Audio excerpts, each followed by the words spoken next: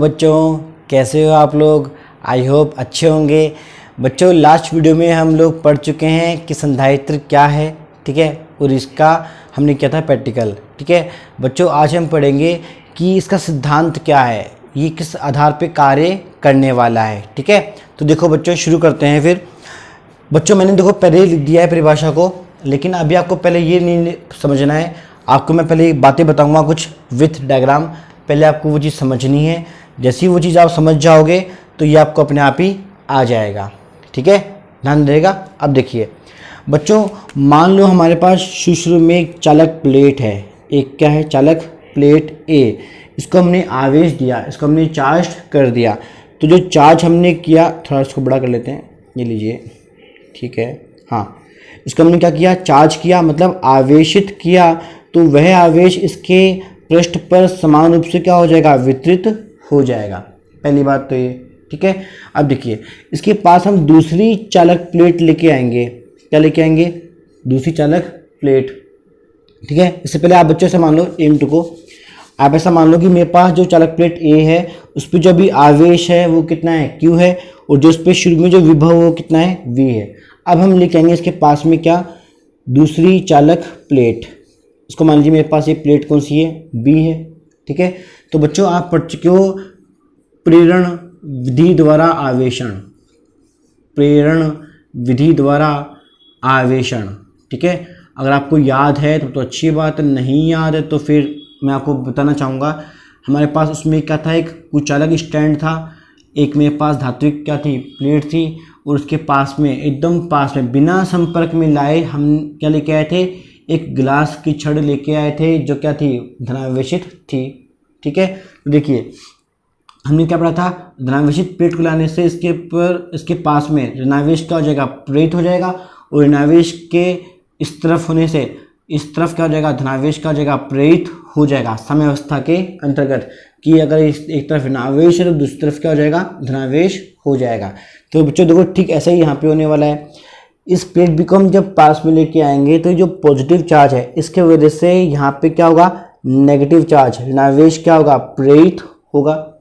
ठीक है, और जितना आवेश बच्चों प्रेरित होगा ना वो इस पे निर्भर करता है। किस पे निर्भर करता है, इस पे। ठीक है, अब देखिए एक तरफ इस पे ऋणावेश प्रेरित हो गया तो दूसरी तरफ इस पे क्या प्रेरित हो जाएगा, धनावेश प्रेरित हो जाएगा। ये हम पढ़ चुके हैं किसमें, इस विधि में। ठीक है, अब मैं इसको मिटा देता हूँ क्योंकि अभी इसका कोई काम नहीं है। अभी इसके बाद देखिए इतना होने के बाद बच्चों आप ध्यान दीजिए जो मैं कहना चाह रहा हूँ। भी चालक प्लेट बी को आवेश मिला, किसके वजह से मिला, ए के वजह से मिला। तो आपकी जो प्लेट ए है इसके विभव में कुछ कमी आएगी नहीं आएगी, इसके विभव में कुछ कमी आएगी या नहीं आएगी, भी कुछ आवेश कहाँ ट्रांसफर हो जाएगा, प्लेट बी पे ट्रांसफर हो जाएगा।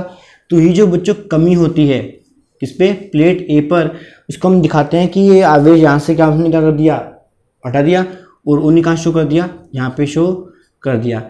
ये बात इस बात को दर्शाता है कि इस प्लेट ए के विभव में क्या हो रही है, कमी हो रही है। ठीक है, विभव आप पढ़ चुके कि धनावेशित अगर है वस्तु तो उस पर विभव भी कैसा होगा, धनावेशित होगा। ठीक है, तो धनावेश की मात्रा कम होगी तो विभव की मात्रा भी क्या होगी, थोड़ी सी कम हो जाएगी। तो देखिए अब देखिए यहाँ मेरे पास क्या जाएगा, नेगेटिव चार्ज, और यहाँ पे मेरे पास पॉजिटिव चार्ज है ही। ठीक है, ये मेरे पास प्लेट ए है, ये मेरे पास प्लेट क्या है, बी। अब देखिए बच्चों हुआ क्या, ध्यान दीजिए, ध्यान देना कि अगर इस प्लेट बी को हमने भूसंपर्कित तार से जोड़ दिया, किससे जोड़ दिया, भूसंपर्कित तार से जोड़ दिया, तो आपको पता है ये जो आवेश है धीरे धीरे भूमि के संपर्क के वजह से क्या हो जाएगा, ऋणावेशित हो जाएगा, हट जाएगा। ध्यान दीजिए क्या आएगा, कुछ टाइम के बाद आपको ये जो प्लेट ए और जो प्लेट बी आपको नजर आएगी, इसमें ओनली आवेश अंदर होगा।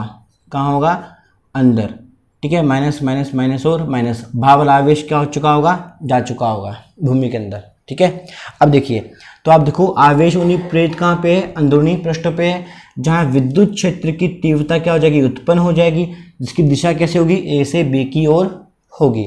अब देखो बच्चों ऐसा हमने क्यों किया, ये हमने तार की जोड़ा, इससे टंकी होती है, टंकी में पानी स्टोर होता है, पानी कहाँ स्टोर होगा, अंदर स्टोर होगा ना। तो देखो होता क्या है, ये हम तार इसलिए जोड़ते हैं क्योंकि अभी आवेश क्या है, दोनों तरफ है, तो हमें बाहर जो आवेश है हमें इससे कोई मतलब नहीं है।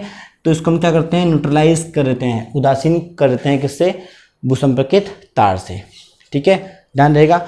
अब देखिए, अब आप इस परिभाषा को जब आप पढ़ेंगे तो आपको ढंग से समझ में आ जाएगा कि मैं क्या बोलना चाह रहा हूँ। देखिए, किसी चालक प्लेट किसकी बात कर रहा है, ये ए की बात कर रहा है, क्योंकि शुरू में आवेश किस पे था, ए पे था।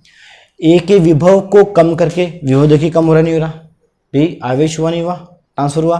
फिर देखिए कम करके धारिता बढ़ाने की प्रक्रिया। देखो ये शब्द क्या बोलना चाह रहा है, ध्यान दीजिए। धारिता का सूत्र बच्चों आप पढ़ चुके हो, क्या होता है, Q बट्टे में V होता है सिद्धांत। ठीक है, तो विभव में अगर कमी आएगी तो धारिता का मान क्या हो जाएगा, बढ़ जाएगा। ठीक है, तो देखिए धारिता बढ़ाने की प्रक्रिया जो होती है, ये जो संपूर्ण प्रक्रिया है उसी को हम क्या बोलते हैं, संधारित्र का सिद्धांत कहते हैं। इसमें आप एक बात जोड़ सकते हो, जब ये सब कुछ घटना कब होती है, जब एक भूसंपर्कित तार भूसंपर्कित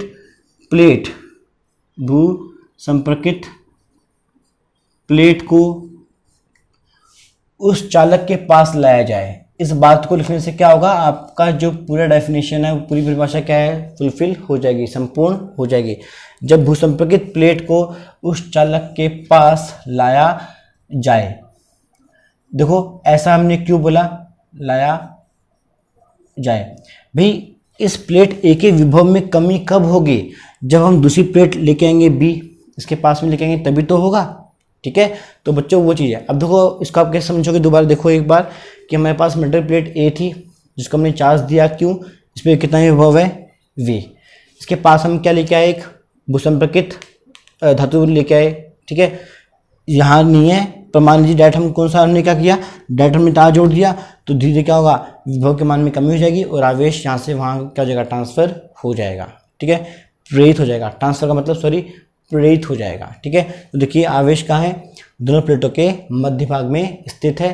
तो इस प्रकार से बच्चों हमने सीखा कि संधारित्र आवेश क्या करता है, संग्रहित करता है।